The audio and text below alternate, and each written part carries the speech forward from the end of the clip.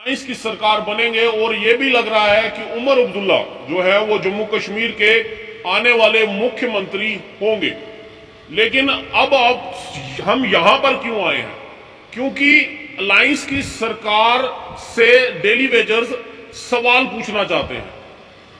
अपनी अपनी 25 साल की मेहनत, अपनी 25 साल से लगातार डेली वेजर का साथ चलते हुए अभिशाप वो पूछना चाहते हैं कि अलायंस ने जो वादे किए थे, राहुल गांधी ने डुडू बसंतगढ़ से जो वादे किए थे, उमर अब्दुल्ला ने अपनी रैलीज में जो वादे किए थे, वो सब वादे पूरे होंगे या नहीं होंगे। और इसीलिए आज हम डेली वेजर्स के पास पहुंचे हैं, क्योंकि हमारे लिए सरकार के सामने सबसे बड़ा मुद्दा रखने के लिए इसके अलावा जम्मू कश्मीर में कोई और मुद्दा मुझे दिखता नहीं। इसलिए मेरा सबसे पहला फर्ज यही बनता था कि जब अलायंस की सरकार बनने के लिए तैयार यहां पर हो गई है तो डेली वेजर से बात करनी जरूरी है। रवि हंस मेरे साथ है, इनकी पूरी टीम आप यहां पर बैठी ही देख रहे हैं कि आज भी ये लोग इसी कमरे में बैठकर पिछले पौने 2 साल से रवि जी सवा दो साल से माफ कीजिएगा, 2.25 साल से इसी कमरे में बैठकर प्रदर्शन अभी भी चल रहा है। बाहर सड़कों पे भी प्रदर्शन देखा, राजभवन तक भी प्रदर्शन जाते देखा, सेक्रेटरीट तक भी जाते देखा, लाठियां खाते, बेहोश होते, सब कुछ देखा है। लेकिन अब मैं ये पूछना चाहता हूं कि अलायंस की सरकार ने किया था वादा, राहुल गांधी जी ने डुडू बसंतगढ़ से किया था। मैंने खुद जब मल्लिकार्जुन खड़गे जी आए थे, उनसे मैंने पूछा था कि आपके इंटरव्यू में मैंने पूछा था कि मैनिफेस्टो में नहीं है। उन्होंने कहा मैनिफेस्टो में नहीं है, लेकिन जो 1 लाख नौकरियां हैं, पहले हम डेली वेजर्स की नौकरियां भरेंगे, उसके बाद जितने बाकी जो और खाली स्थान पड़े हुए हैं गवर्नमेंट नौकरी के, उनको भरा जाएगा। पहला नंबर आपका है। सबसे पहले तो अमित जी आपका बहुत बहुत शुक्रिया। उसके साथ साथ जो लोग जीत के आए हैं उनको बहुत बहुत मुबारकबाद। और जैसा आपने अलायंस का जिक्र किया, तो एक बहुत बड़ी मैंडेट जो है कश्मीर से मिला है नेशनल कॉन्फ्रेंस और कांग्रेस की पार्टी को। तो जैसा उन्होंने वादे किए थे, और एक अभिशाप, जैसा आपने खुद कहा कि डेली वेजर एक अभिशाप बन चुका है। मैं मानता ही हूँ रवि जी, मैं मानता ही। बिल्कुल सही बात है, बिल्कुल सही बात है। मैं चाहता हूँ और पिछले 10 सालों में डेली वेजर को एक ही बात सुनाई पड़ती थी। जब भी कोई बड़े बड़े नेता या मंत्री, जिम्मेदार लोग बोलते थे, तो वो ये अक्सर यही कहते थे कि ये नेशनल कॉन्फ्रेंस और कांग्रेस की देन है, उन लोगों ने लगाए हैं। तो शायद इसी वजह से उन लोगों ने इनकी तरफ ध्यान भी नहीं दिया, और आज फिर एक बार उसी पाले में आकर गिरे हैं। आज वही मौका आया है कि जिन लोगों ने लगाए थे, आज वही लोग दोबारा सत्ता में वापस आ रहे हैं। और बड़े बड़े उन्होंने वादे भी किए थे, और हमने पहले भी कहा था कि पॉलिटिकल पार्टियां वही वादे करें जो वो पूरा कर सकती हैं। तो आज वो समय आ गया है कि आज अलायंस की सरकार जो बनने जा रही है, तो हम भी यही कहेंगे कि पहली कैबिनेट में जैसे उन्होंने कहा था कि सबसे पहले हम डेली वेजर का मुद्दा हल करेंगे, और ये उनकी मॉरल रिस्पॉन्सिबिलिटी भी बनती है, क्योंकि कहीं ना कहीं उन्होंने गलतियां की थी। 2014 से पहले उन्होंने ही गलतियां की कि डेली वेजर को काम लिया, डेली वेजर से डिपार्टमेंट चलवाए, लेकिन एक प्रॉपर रिक्रूटमेंट प्रोसेस जो था वो अडॉप्ट नहीं किया गया, जिस वजह से कहीं ना कहीं डेली वेजर को इग्नोर किया गया। पिछले 10 साल लगातार डेली वेजर का शोषण हुआ, और आज फिर शायद उनको गलती सुधारने का एक मौका जनता ने दिया है। जम्मू कश्मीर के अंदर वो दोबारा वापसी कर रहे हैं, और ये उनकी पहली रिस्पॉन्सिबिलिटी बनती है कि जो उन्होंने वो माने इस चीज को या ना माने, लेकिन डेली वेजर को बर्बादी की फाउंडेशन रखने वाले यही लोग थे जो आज दोबारा वापसी कर रहे हैं। और इनको शायद किस्मत ने एक ऐसा मौका दिया है कि इस पाप को धोने के लिए आज दोबारा इनको सत्ता मिली है। तो मैं तो यही अपील करूंगा इन लोगों से कि आपकी कुछ गलतियों की वजह से बहुत सारे हमारे डेली वेजर आज दुनिया को छोड़ के चले गए हैं, चाहे उन्होंने सुसाइड किया या अपना ट्रीटमेंट नहीं करवा पाने के कारण जो अनफॉर्चुनेट जिनकी डेथ हुई है, वो भी कहीं ना कहीं आपके सरों पे एक दाग है। उसको जितनी जल्दी हो सके उसको खत्म करें।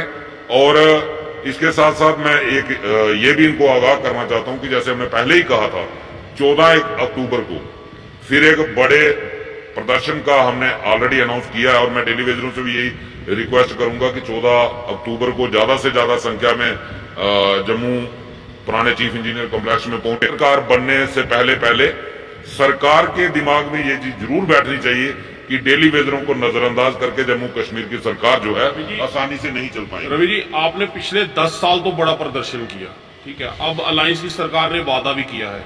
क्या लग रहा है, जैसे आप मीडिया में भी ये चीज बोल रहे हैं, हमारे चैनल के थ्रू भी ये लोगों तक जाएगी, सरकार तक, जो आने वाली जो सरकार है उन लोगों तक भी पहुंचेगी कि 14 अक्टूबर को आपने एक बड़ा आह्वान करने की बात जो कही है, क्या लग रहा है कि जो सरकार में बैठने जा रहे हैं, जो कैबिनेट में बैठने जा रहे हैं, अगर वो आपकी बात सुन रहे हैं तो आपके इस प्रोटेस्ट को वो रोकने के लिए ये बोल सकते हैं कि हम कैबिनेट में बैठ के मीटिंग करेंगे और आपको प्रोटेस्ट करने की जरूरत नहीं है, सबसे पहले काम आप ही का ही किया जाएगा? क्या आप डेली वेजर्स ये चाहते हैं कि उनकी तरफ से भी कोई ऐसा बयान आए? देखिए, हम तो सिर्फ और सिर्फ रेगुलराइजेशन, दूसरा मसला हमारा कोई नहीं है, दूसरा पेंडिंग का इशू है और वो कोई बहुत बड़ा मसला नहीं है। सरकार है तो अगर सरकार इस तरीके का, जैसा कि ये लोग इलेक्शन के समय पे बोल रहे थे, अगर ऐसी सोच इनकी है तो ये खुल के सामने आ सकते हैं, इसमें कोई दो राय नहीं। हमें प्रदर्शन करने से कोई, मैंने कई बार कहा है, हमारा कोई पॉलिटिकल इशू नहीं है कि हमें किसी क्या प्रतिद्वंदी बनना है, हमें कोई अपनी पार्टी खड़ी करनी है लोगों के अगेंस्ट। हमारी लड़ाई सिर्फ रेगुलाइजेशन तक है। अगर सरकार बातचीत के रास्ते से देना चाहती है तो उसका मोस्ट वेलकम, सिर्फ वेलकम नहीं, मोस्ट वेलकम। अगर सरकार बिना लड़े हमारा हक दे देती है तो हमें लड़ने की कोशिश। एक चीज आपने कही कि ये दाग जो है वो नेशनल कॉन्फ्रेंस और कांग्रेस के सर पर लगा हुआ है, उनको मौका मिला है ये चीज हटाने का, लेकिन ये मौका वो अकेले नहीं हटा सकते। ये आप भी अच्छी तरह से जानते हैं, मैं भी अच्छी तरह से जानता हूँ और हमारे डेली वेजर भाई भी बड़े अच्छी तरह से जानते हैं। कहीं ना कहीं वो कलम जो है अभी भी सेंटर के पास है और एलजी साहब के पास है। हमने देखा आपने टेक्सपा को जो है वो इतना सपोर्ट जो है वो उतना प्यार नहीं करेगी जितना, लेकिन डेली वेजर्स के शोषण के बाद भी और सब चीजें होने के बाद भी भाजपा को 29 सीटें जो हैं वो मिली हैं। पिछले 2014 में 25 मिली थी, 29 मिली थी। क्या आपको लग रहा है ये इस समय, क्योंकि जब भी हम किसी भाजपा के बड़े लीडर से बात करते थे, श्यामलाल शर्मा से, रविंदर रैना से, देवेंद्र रैना की आपने बाइटें सुनी या किसी भी लोग से बात करते थे, वो ये कहते थे डेली वेजर इंसानियत के तौर पर ये एक ह्यूमैनिटेरियन ग्राउंड पर ये एक मुद्दा है, इसको इंसानी के तौर पर जो है वो जल्द से जल्द सॉल्व कर देना चाहिए सरकार को। क्या आपको लग रहा है कि अब भाजपा के पास भी वो मौका है कि वो नेशनल कॉन्फ्रेंस और कांग्रेस की जो आपके पक्का करने की बात अगर वो आगे रखती है, सेंटर के पास रखती है, क्योंकि डाटा तो सब कुछ पहुंचा दिया हुआ है, तो वो आपको पक्का करने के लिए यहां से भाजपा सरकार भी कहेगी कि भाई इसको इंसानी तौर पे पक्का कर देना चाहिए अभी? और देखिए, सबसे पहले तो मैं इसके बारे में ये कहूंगा कि सबसे पहले जो सरकार बने, सरकार की कैबिनेट के अंदर पहले सबसे पहला मुद्दा डेली वेजर का आना चाहिए और कैबिनेट की तरफ से उसको अप्रूवल दे करके एलजी के पास भेजना चाहिए, क्योंकि अथॉरिटी जो है बिना एलजी साहब के कोई भी काम जो है जम्मू कश्मीर में नहीं होगा। उसके बाद भाजपा का खुद व खुद असली चेहरा सामने आ जाएगा कि वो डेली वेजर के पक्ष में आती है या विपक्ष में आती है। आपको ऐसा लग रहा है, सब कुछ सामने आ जाएगा। ऐसा लग रहा है कि वो अभी भी आपके अगेंस्ट रहेंगे? अब तो उनके पास मौका है। देखिए, वो खुद कहेंगे कि भाई डेली वेजर को पक्का करो। देखिए, ये पॉलिटिशियन लोग होते हैं, पॉलिटिशियन कुछ भी कर सकते हैं। और एक चीज जो है जो सबसे बड़ी कंफ्यूज करने वाली है, भाजपा ने कोई कसर नहीं छोड़ी डेली वेजर के इशू को। मैं दिल से कहता हूं, नहीं, वो हमने भी बड़ी बारी कहा है, खास करके जुगल किशोर शर्मा जी ने उठाया, रविंदर रैना जी। रविंदर रैना एक ऐसे शख्स थे, आज हमें थोड़ा अफसोस भी है कि वो हार चुके हैं। जिस रविंदर रैना एक ऐसे प्रदेश अध्यक्ष थे जिसने डेली वेजर का खुल के समर्थन किया है, और मुझे लगता है कि कहीं ना कहीं किसी साजिश के तहत उनको हराया गया है और अपने ही लोगों की चाल थी इसमें। बड़ी बात मैं कह रहा हूं, बड़ी बात बोल रहे हैं। मैं जो भी कहता हूं मैं विदाउट फैक्ट नहीं कहता हूं, क्योंकि कई लोगों को जो है वो डेली वेजर पसंद नहीं थे। बीजेपी पार्टी में ही बहुत सारे ऐसे लोग भी थे जो डेली वेजर से एलर्जी करते थे, और कहीं ना कहीं उनको शायद ये भी लगता होगा कि रविंदर रैना जो है वो डेली वेजर का खुल के समर्थन करता है, तो शायद इसलिए उनकी मदद नहीं की गई।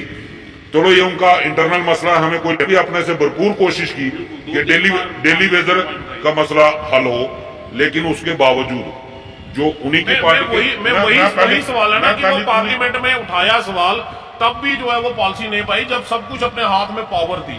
तो आज पावर उन्हीं के पास है, लेकिन सरकार यहाँ की किसी और की बन गई है, तो अब वो साथ देंगे या नहीं देंगे? मैं यही बात आपको बता रहा था कि उसके बावजूद एलजी साहब ने अपनी ही पार्टी को क्रेडिट नहीं दिया। अगर डेली वेजर का मसला इलेक्शन से पहले हल किया होता तो ज्यादा नहीं मैं कह सकता हूं, लेकिन 3-4 लाख वोट जो है वो बीजेपी को और ज्यादा मिल सकता था, लेकिन इलेक्शन से पहले नहीं हुआ। अगर मेंबर पार्लियामेंट में रख रहा है, प्रदेश अध्यक्ष बार बार कह रहा है और दिल्ली तक जा रहा है जो शख्स इस मुद्दे को लेकर के, उसके बावजूद अगर एलजी साहब ने सुनवाई नहीं की तो भविष्य में वो एनसी और कांग्रेस की सरकार के कहने पे वो डेली वेजर के हक में आ जाएंगे। इस बात में बहुत बड़ी कंफ्यूजन है। कारण लगता है आपको इलेक्शंस में बयान बड़े तेज तरार जो है वो एनसी कांग्रेस के लिए दिए गए हैं, लेकिन अब तो मुबारकबाद भी दी जा रही है एनसी कांग्रेस को। देखिए ये पॉलिटिकल इशू है, उसमें मैं जाना नहीं चाहता उनका क्या मोटिव था, क्या किस तरीके के बयानबाजी हुई है, लेकिन हमारा मुद्दा सिर्फ और सिर्फ डेली वेजर के इर्द गिर्द है। हम तो यही चाहेंगे कि जो भी सरकार बने, अब मैक्सिमम चांसेस यही हैं कि एनसी और कांग्रेस की सरकार आएगी, सरकार आते ही वो कैबिनेट से पास करें और एलजी साहब के टेबल पे भेजें, और वहां खुद पता चल जाएगा। अगर बीजेपी उसके पक्ष में आएगी तो कहीं ना कहीं उसका फायदा बीजेपी को भी होगा भविष्य में, और अगर वो डेली वेजर के अगेंस्ट होंगे तो तब भी सब कुछ सामने आ जाएगा। अब ये सब कुछ डिपेंड करता है जो सरकार बने, सबसे पहली उसकी रिस्पॉन्सिबिलिटी है। वादे किए हैं वो सामने भी रखने जरूरी है, सामने रखना जरूरी है। वो अपनी कैबिनेट, क्योंकि कैबिनेट इनके पास है, कैबिनेट से तो अप्रूवल दें, कैबिनेट से अप्रूवल देके एलजी साहब तक भेजें। अब एलजी साहब क्या कदम उठाते हैं वो तो भविष्य में देखा जाएगा। हमारे साथ और भी कुछ डेली वेजर बैठे हैं, मनदीप जी हैं, मनदीप जी से बात करते हैं। नवदीप नाम है मेरा, नवदीप माफ कीजिएगा, नाम गलत ले लिया मैंने। नवदीप जी क्या लग रहा है, अब जिस तरह मैंने रवि हंस जी से भी बात की सारी कि अलायंस में खुद हमने कई बार जब अभी इलेक्शंस के दौर में जब प्रेस कॉन्फ्रेंस हुई तो हमने सबसे पहले सवाल यही रखा कि डेली वेजेस का क्या करेंगे आप, तो उन्होंने कहा हम डेली वेजेस सारे पक्के करेंगे। और कई बयानों में आप लोगों ने भी अलग अलग चैनल्स में सुना होगा, क्या उम्मीद है कि सरकार बनते ही जिस तरह रवि हंस जी ने कहा कि अलायंस जो है वो कैबिनेट में इसको रखे और एलजी सरकार तक लाए, आप लोगों की क्या उम्मीद है? देखिए जो रवि जी ने बोला है, बड़ा बड़ा शुक्रिया आपके चैनल का, वो बिल्कुल उन्होंने दुरुस्त बात कही है कि वही हो जाता है कि फर्स्ट कैबिनेट में अफसर के मुद्दे को लाते हैं तो वो सीधे जाएगा एलजी साहब के पास।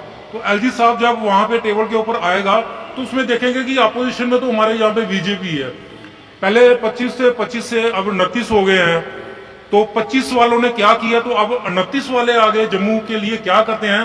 क्योंकि अब देखिए मैं सीधा क्लियर कट बात करता हूँ, ये सरकार में तो होंगे नहीं, अब तो अपोजिशन में। देखो ये तो अब तो आपके साथ यहाँ पर आकर बैठकर शायद वो नारेबाजी भी लगा सकते हैं। अपोजिशन मींस कि अब ये जम्मू बनाम कश्मीर हो गया हुआ है। अच्छा। ये क्योंकि आपको सामने दिखाई दे रहा है फुल मेजॉरिटी जो है वो चला गई है सीधे कश्मीर के पास, जम्मू के पास मेजॉरिटी नहीं है। तो जम्मू वाले यहाँ पे हमारे साथ आ सकते हैं और आना भी चाहिए, क्यों नहीं आना चाहिए उनको? अब वो आएंगे कि वो कहेंगे सरकार को भाई सरकार ने वादा किया था पक्के करो जल्दी अलायंस, तो नहीं करेंगे तो हो सकता है यहाँ पर बैठ जाए सारे। अब तो वही नाच, नंगा नाच यहाँ होगा ना कि पता चलेगा कौन सही है कौन गलत है, कौन जम्मू का कौन कश्मीर का है। अगर कश्मीर वाले, अगर देखिए बात होगी जम्मू कश्मीर की, लेकिन मुझे नहीं लगता है कि जो आने वाला जो टाइम है इतना क्रूशियल होगा। जम्मू कश्मीर के मुद्दे सुलझाने की बजाय यहाँ पे मुद्दे उलझेंगे। उसका मेन कारण है कि जम्मू की जो है भागीदारी सरकार के अंदर नहीं होगी। यहाँ पे सरकार जो जम्मू कश्मीर में वो चलाएगी, उमर अब्दुल्ला साहब चलाएंगे, लेकिन उमर अब्दुल्ला भी जो है वो डिपेंड हो गए एलजी साहब के ऊपर, और एलजी साहब हैं सेंटर के, और सेंटर की सरकार है बीजेपी की, और 29 MLA उनके बीजेपी के यहाँ पे बैठे हुए हैं। ये सारा इल्जाम जब कोई अलायंस की सरकार जैसे वो रखेगी सामने कोई भी मुद्दा, और अगर वो पूरा नहीं कर पाती तो आम जनता या डेली वेजर आप जब वो अगर वो रखते हैं अप्रूवल, फिर आप किस पर इल्जाम देंगे? देखिए मेरी बात, अलायंस की सरकार पर या केंद्र की सरकार देखिए पर ये या एलजी पर? ये जो पॉलिटिशियन होते हैं ना, ये सबसे पहले अपना देखते हैं। आप ये भूल जाइए कि ये सबसे पहले डेली वेजरों के बारे में सोचेंगे। ये सबसे पहले देखेंगे कि अगर ये मुद्दा डेली वेजरों का हल हो रहा है, इसको सबसे ज्यादा क्रेडिट किस पार्टी को जा रहा है? एलजी को जा रहा है, सेंटर को जा रहा है, या एनसी कांग्रेस को जा रहा है? अगर तो वो उनको क्रेडिट जा रहा है तो शायद ये मुद्दा बीच में अटक जाए। मैं तो बात क्लियर करता हूँ, क्योंकि बीजेपी चाहती है कि अगर जम्मू क्रेडिट गेम के चक्कर में डेली वेजर पीस सकता है, फिर पीसा जाएगा। मैं अभी देख लीजिए, आप आने वाले टाइम में देखिए हमारा मुद्दा बहुत, हमने 14 तारीख को यहाँ पे प्रोटेस्ट रखा हुआ है। प्रोटेस्ट के दौरान आपको पता चल जाएगा कि डेली वेजर कितने बाहर निकलते हैं और कैसे प्रोटेस्ट होता है, और सरकार उसका आगे हमें क्या जवाब देती है। क्योंकि हर एक हमें इलेक्शन से पहले हमें मैनिफेस्टो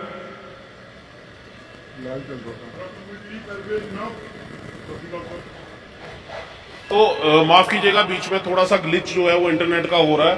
तो जम्मू बनाम जो है वो आप कह रहे हैं कि कश्मीर जो है वो हो जाएगा। नहीं, वो तो अब जो लोगों ने जो यहाँ पे जो जिस हिसाब से वोटिंग की है और जिस हिसाब से सीटें आई है, वो तो क्लियर है, सामने है कि जो कश्मीर बनाम जम्मू हो गया है। जम्मू में 29 सीटें, अगर 25 के बाद 4 सीटें और बीजेपी की बढ़ गई है, तो इट मीन्स की अच्छा, एक चीज नवदीप जी बड़े ईमानदारी से बताइएगा, अगर ये सरकार बीजेपी की बन जाती तो डेली वेजर मुझे लगता पक्के हो जाने थे, क्योंकि तब तो सेंटर में भी बीजेपी, यहाँ पे भी बीजेपी, एलजी साहब भी बीजेपी की बात जो है मान ही लेते। नहीं, वो तो फिर इनका वो जो इनके बयान, ये विश्वास हो जाता। नहीं, हो नहीं जाता। देखिए, जब तक होगा नहीं, क्या होगा वो तो ऑन द टेबल ही पता चलेगा ना। अब अगर वहां पे एनसी जीती है या कांग्रेस से कोलिशन सरकार अगर जीती है, तो यहाँ पे 29 एमएलए बीजेपी के जीते हैं। तो सभी का एक ही मुद्दा था कि जो डेली वेजरों का जो मुद्दा है, जो जायज है, जैसे ही हमारी सरकार बनेगी हम इनको परमानेंट करेंगे। ठीक है, 29 एमएलए क्या वो भी कम होते हैं क्या? अब तो यहाँ पे इनकी पिक्चर क्लियर होगी ना। पहले 25 थे, अब 29 है। वहां पे फुल मेजॉरिटी में वो एनसी और कांग्रेस आ गई है। तो अब पता चलेगा कि डेली वेजरों के बारे में ये क्या करते हैं, फिर पिक्चर क्लियर होगी इनकी। सरकारें क्या करेंगी, वहां पे बीजेपी भी नंगी हो जाएगी, वहां पे एनसी कांग्रेस भी नंगी हो जाएगी। ये पिक्चर सामने क्लियर हो जाएगी, लोगों, इसमें घबराने की कोई जरूरत नहीं। तो ये बड़ा जरूरी है कि डेली वेजेस को लेकर ये इंटरव्यू इसलिए सबसे पहले इसलिए किया गया क्योंकि सरकार बनते ही हम ये चाहते हैं, डेली वेजेस ये चाहते हैं, आम जनता भी ये चाहती है कि डेली वेजेस का मुद्दा सबसे पहले जो है वो टेबल पर आए, और टेबल पर आने के बाद कैबिनेट में पास होकर एलजी साहब के पास जाए और अप्रूवल देकर जो है वो जल्द से जल्द, जिस तरह से वादे जो है वो किए गए थे। रवि जी, एक सवाल मैं आपसे करना चाहूंगा। नवदीप जी ने एक बात बोली कि यहाँ पर जम्मू और कश्मीर जो है बनाम हो जाएगा। हमने देखा एक टाइम ये भी था कि जब डेली वेजेस पक्के करने के लिए 10 से 11 हजार का कुछ नंबर आया था, तब जम्मू में जो है वो कम डेली वेजर पक्के किए गए थे, श्रीनगर में ज्यादा किए थे। मैं मुफ्ती साहब की गवर्नमेंट की बात, शायद मैं सही कर रहा हूँ या गलत कर रहा हूँ, तो ऐसा तो नहीं हो जाए कि कश्मीर के डेली वेजर पक्के हो जाए, जम्मू के फिर कम रह जाए? ये हो भी सकता है, इसमें कोई बड़ी बात नहीं। ये पहले भी होता है कि जम्मू को 10% मिलता था और कश्मीर को 90% मिलता था। और सबसे बड़ी बात यह है कि वो अपने लोगों के लिए काम करते थे, और हर किसी का ये फर्ज बनता है। अगर बीजेपी को 25 सीटें जम्मू में मिली थी पिछली बार, तो बीजेपी का भी फर्ज बनता था कि वो अपने लोगों को प्रेफरेंस दे। आज आप देखिए, इन्होंने पहाड़ियों को स्टेटस दिया, पहाड़ी स्टेटस दिया। बीजेपी ने लगभग 50 साल पुरानी उनकी डिमांड पूरी की।